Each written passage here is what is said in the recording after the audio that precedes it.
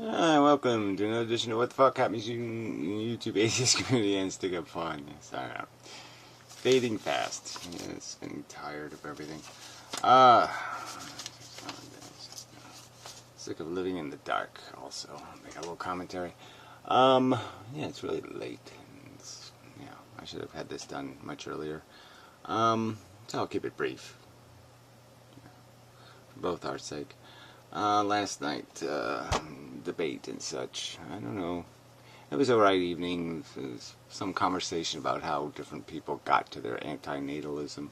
I suppose that's useful in conversation about how to migrate people, how to convert people, and what it takes, and what kind of experience they need to experience to have some sort of a eureka moment where they realize they're just grist, just the corpses rolling down the belt that are going to fall into the grinder, kind of a thing. That the whole game is trivial and silly, but who wants to hear that? Because everybody wants happy and motivating. Everybody needs a little motivational pitch, and this big picture stuff just isn't important. It's just, but yeah, I mean, having a sense of the big picture being important, I guess, is one of the first things they have to have is a perception. That has to be, somehow that has to get into them, this idea of the reoccurrence, as Nietzsche would put it, that you're doomed to the reoccurrence if you don't do anything about it.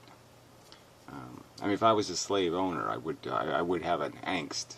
Even in my comfort, let's say I didn't have a great deal of empathy for the current slaves. Just sitting, enjoying yourself in your luxury, like being a king, and just recognizing your mortality, and recognizing, oh, the next time around, I'm not going to be the king. I'm going to be one of them. I'll be born to one of them, so to speak. And, you would think that would run through people's... I mean, that was that was a really early occurrence in my life, was just the idea that, oh yeah, I was born in that house, kind of idea. Even though I wasn't born in a house, but you know what I mean. That I had already recognized I already had a realization of that you could be in a different place. You could be in a worse place, or you could be in a better place, and that, it was really easy to look both ways and say, I want, and to say, oh, thank God I missed that. That kind of thing. You saw kids who were totally broken around you, and, well, I did. And, it was just obvious that, man, I'm glad I'm not him. But when you realize next round you will be, damn. No thank you. I don't want to show up for the next round, thank you very much. I got lucky. I want to quit rolling dice. Thank you very much. No. That should just occur to somebody to say no. So I guess if you don't have that simple mechanism rolling around inside of you, like I said, not a strict reincarnation, just a recognition that squirrel is squirrel, pig is pig, elephant is elephant. Elephant 500 years ago, elephant today, no difference. That this is what you're going to be. This is what consciousness is going to be. I mean, the you is essentially, you have to depersonalize your you in the inverse way. Instead of depersonalizing in the sense of I'm only 1 in 500 million, you have to kind of personalize you into the world and say, I am. And I am will be anywhere, to give it a religious connotation. I am will have to live the future. It will march in the future. The M part.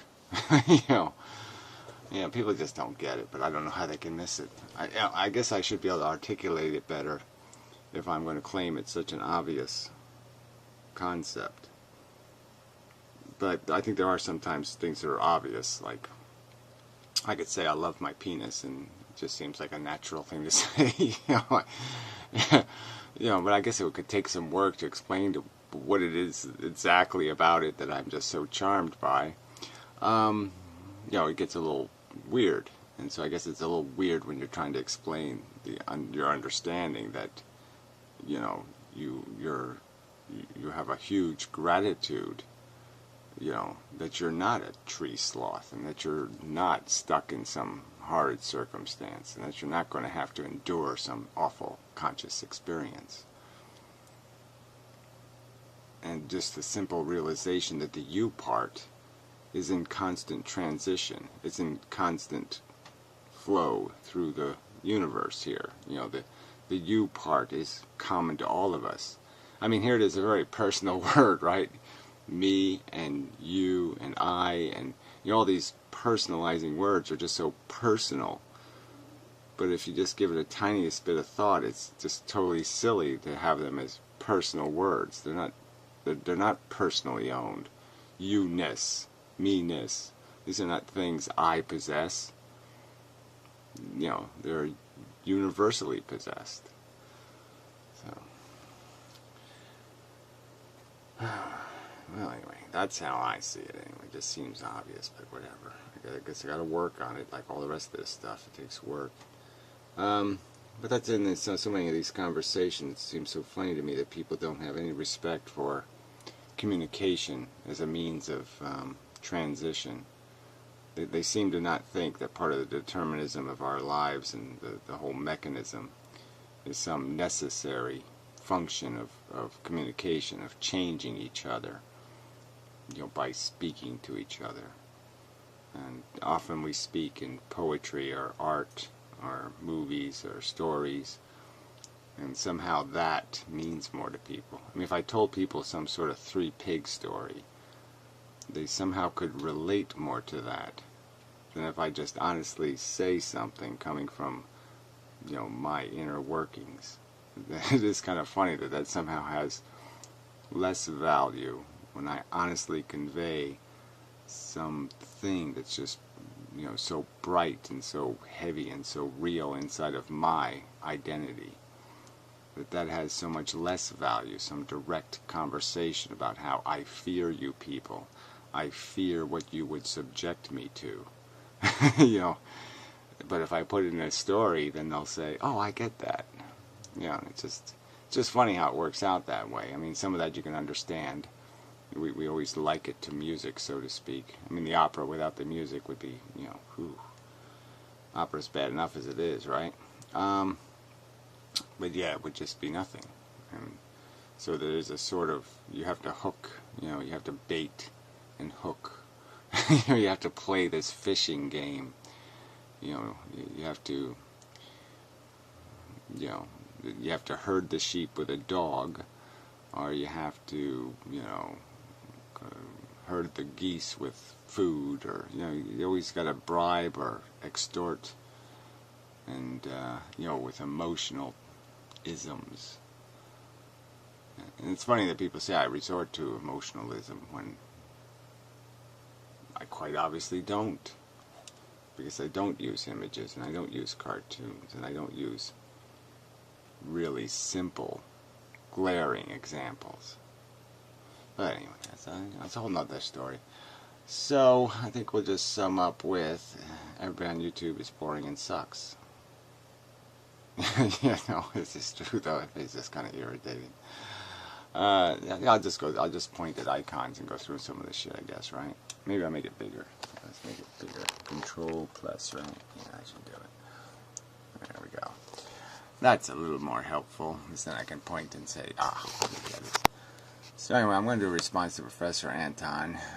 But, you know, his videos are so, it's not as direct as I was like. You know, I got a page of notes, so I can do something with it.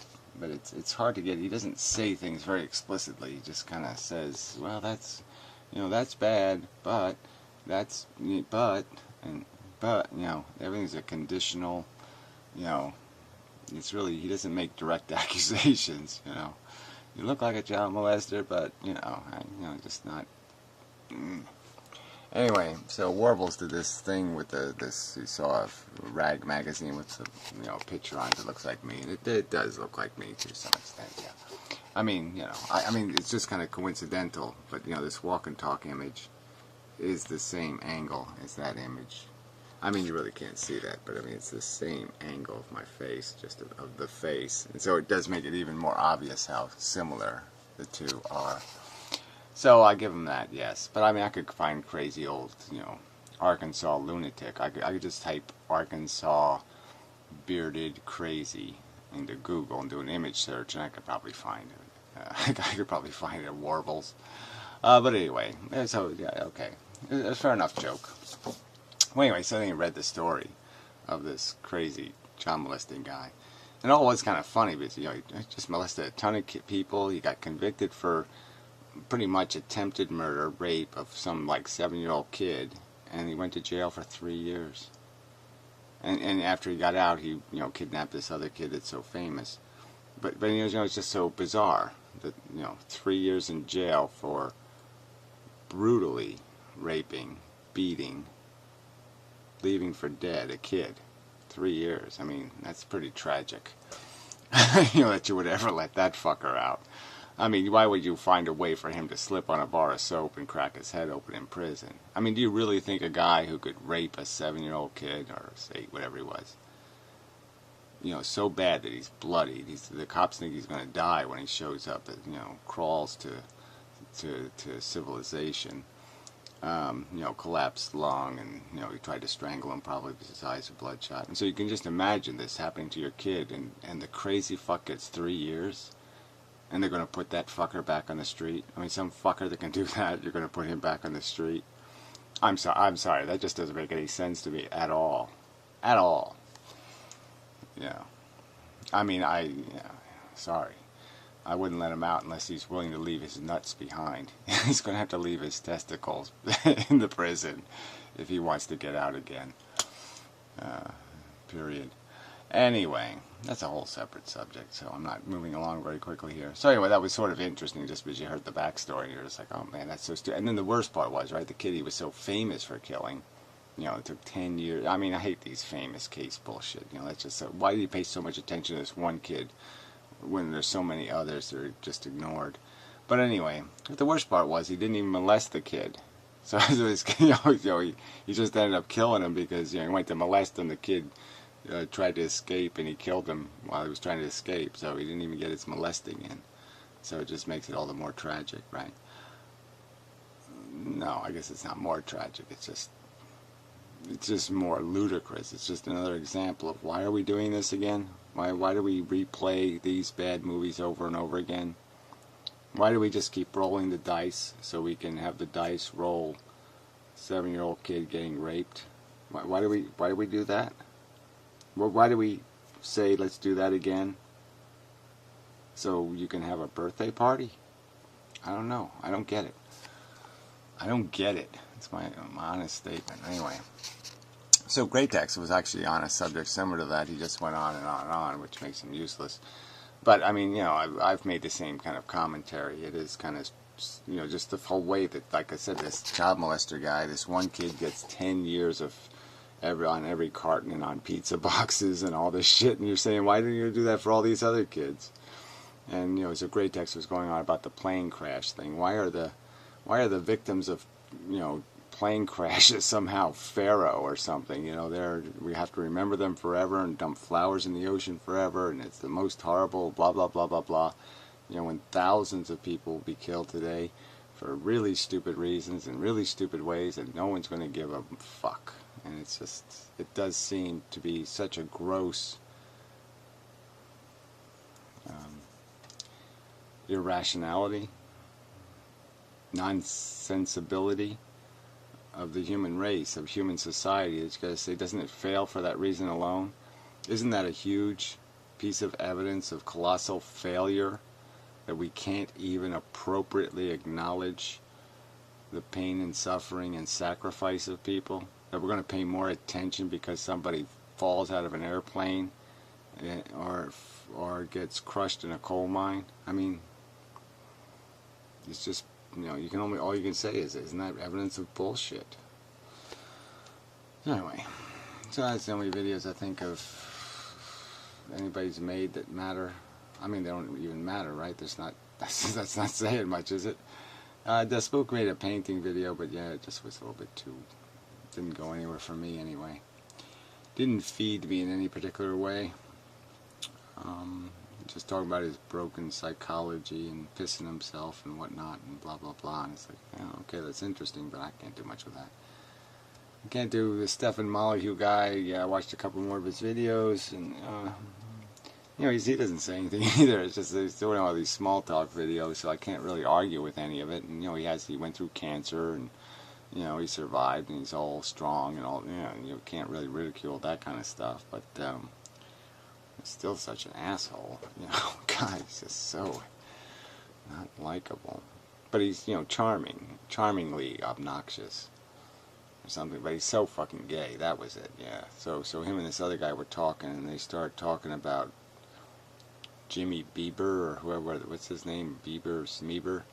And the Backstreet Boys, and then they brought up, like, I was thinking they were going to say Menudo any minute, and I was like, man, this is way too gay for me to watch.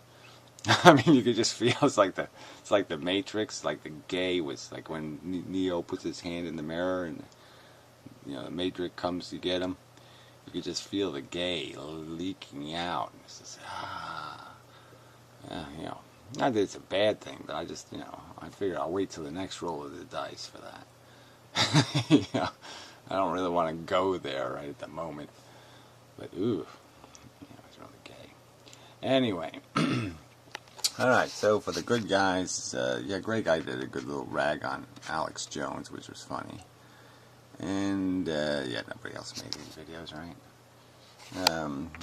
James Young Servant guy did a .2 video. He said something nice about me and such, which is always nice, but and some other guy, so that was good.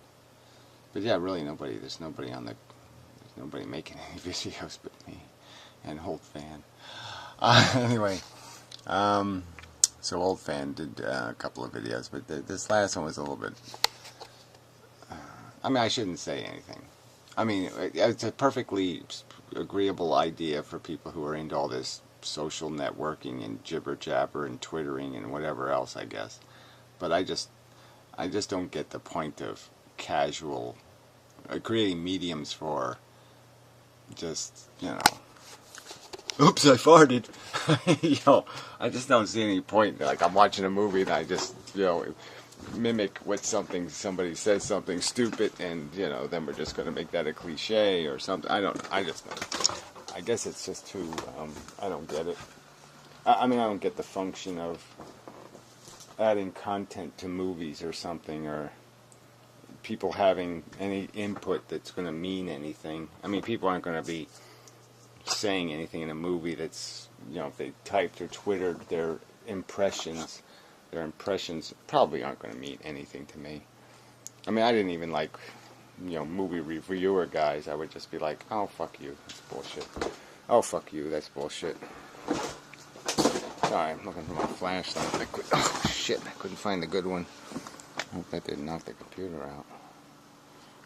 Yeah, I really can't be. I got extension cords all over the place. It's dark. I'm cooking. And it's getting too hot, I think. Yeah, it's boiling. Well, that's not too hot. That's probably the appropriate amount of hot. But sorry, I just didn't want to burn. So I've got enough pots with burn shit in them. So, you can't live that way. I don't have my pants properly buttoned. And they're falling off.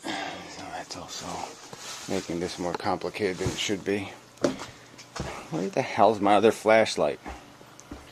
My boots aren't tied. And what else? I really want... Oh, there it is. Okay, it was right on top of the computer. Yeah, I almost did trip over this cord that's everything's plugged into. So that would have been great.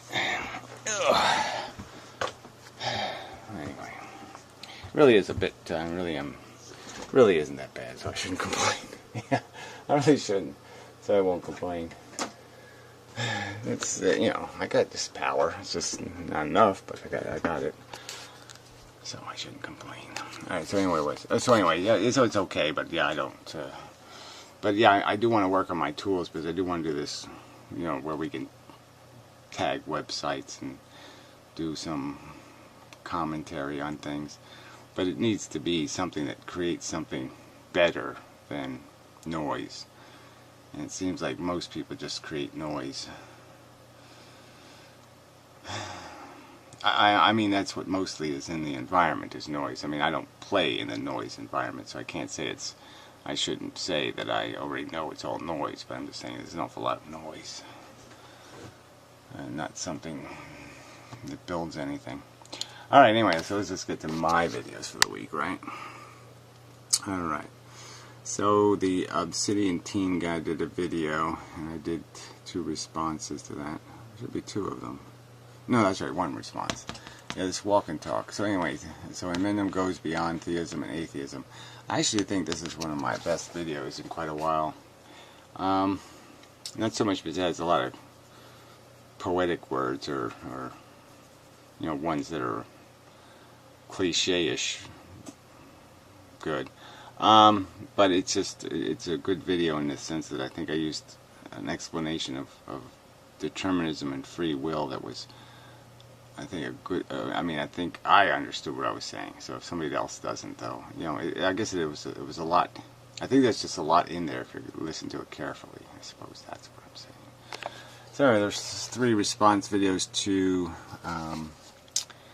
Hothler Day, where we're just arguing about the meaning of words, and it's pathetic in a sense because these are like fundamental facts of our existence. Our origins are pretty clear. The mechanical mechanisms of evolution, the idea that it's basically it's a viral kind of replication at its origin. It's like a virus infects the earth and starts spreading, and then the virus invents parasitism. The viruses figure out how to feed on each other. And really that's all that's been going on for billions of years, is machines modified to feed on the other machines. It really is a pretty ugly mechanism at its core. And that should be something people can just accept, and then they can make their defense of it. But it's sort of a fact that has to be defended. It's a parasite planet. It just is. Factually, that's what's going on. Anyway, cosmic questions. Oh yeah, that was a To Be Serious response video to, you know, defending your species, kind of a thing. How would you defend the human race? Which is just, you know, you might be able to defend humans. You know, there might be a few humans in Earth's history you could say, yeah, that was an outstanding human.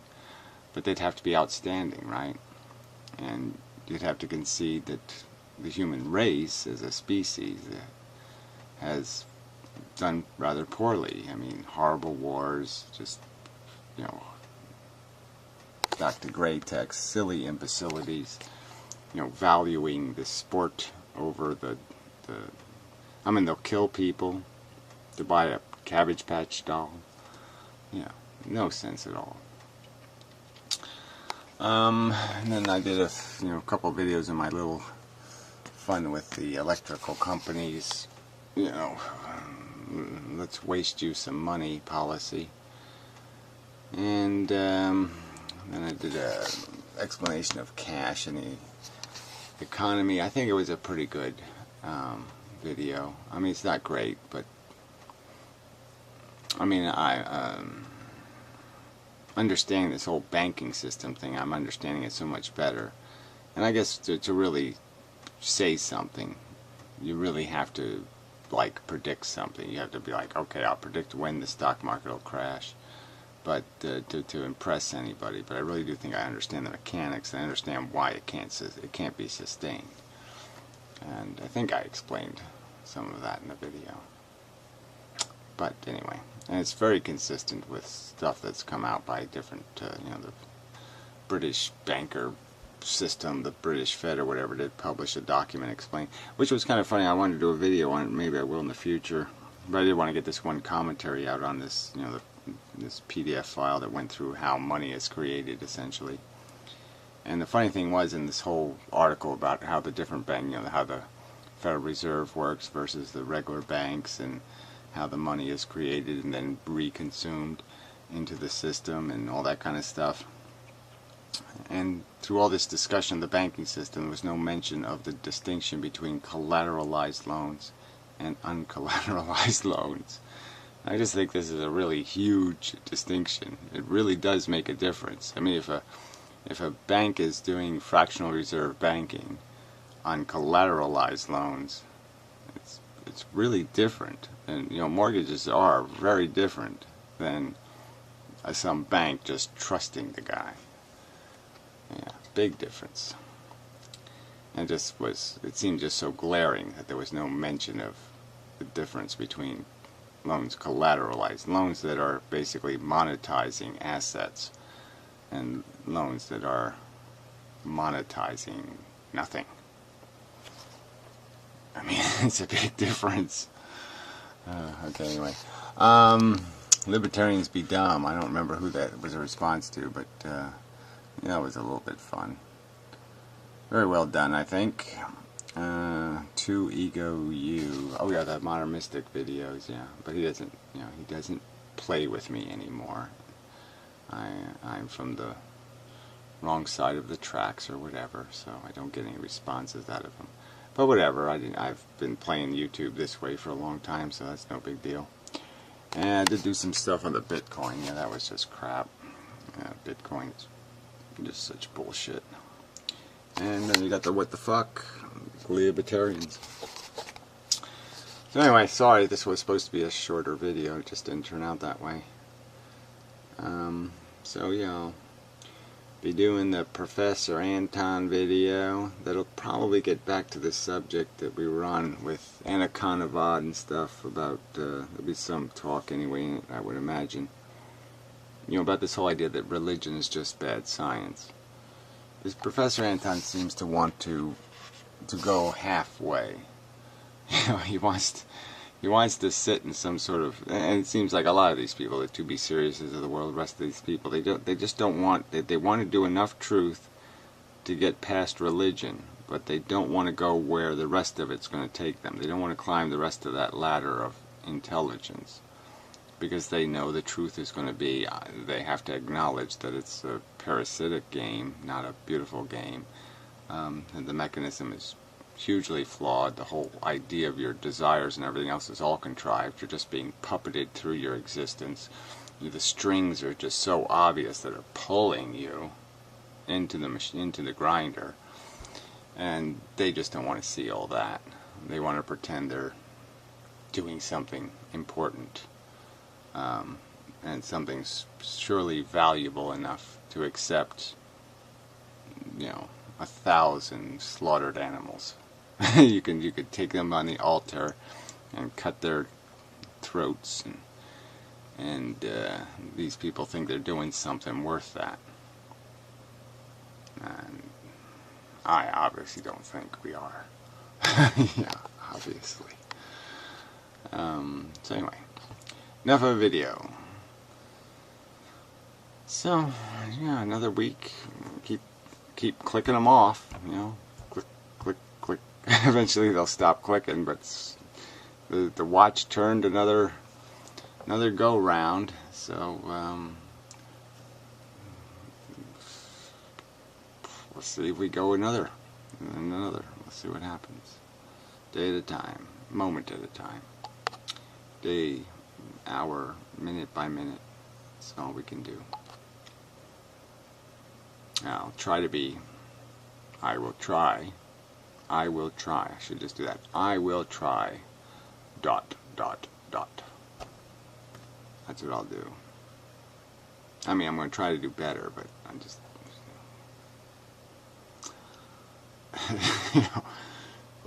I'm trying, that's all. Best I can do. I mean, this is the way it comes out. It does seem like I should be doing something better. I should have vortexed to some higher level by now. But this seems the fastest I can run is this speed at this time.